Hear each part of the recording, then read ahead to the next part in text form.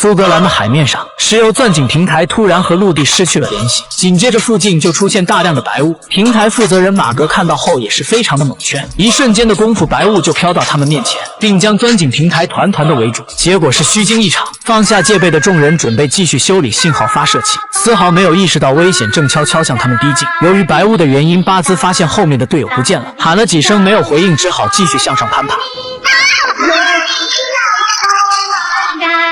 幸好安全绳足够牢固，否则它必成午餐的披萨。这时队友也从后赶来，他们不敢停息片刻，马上去检查通信设施。可巴兹去捡工具时却没注意到一旁的海鸥。与此同时，指挥室的罗斯也发现了异常，所有钻井平台与陆地的连接管道失去了压力，这也证明不止一架平台与陆地丧失了联系。就在罗斯要向马格时，维修信号塔的工作人员也发生了意外，坠落的巴兹没有立刻死去，但这也不代表他能健康的活着，因为平台上的医疗条件有限，如果没有直升机将他及时送去医院，变成披萨也就是迟早的事儿。然而就在大家要起锅烧油的时候，巴兹竟突然恢复了意识，充血的眼球里浮现出奇怪的画面，比如海底坍塌爆炸，钻井平台陷入危机。另一边，赫顿得知平台与陆地失联的消息，立刻把大家召集到甲板上，煽动大家向负责人马格施压。也就在此时，天上竟然下起了烟灰雨，众人顿时鸦雀无声。难道老天爷也需要祭拜祖先吗？刚从鬼门关回来的巴兹却悄悄站在大家身后。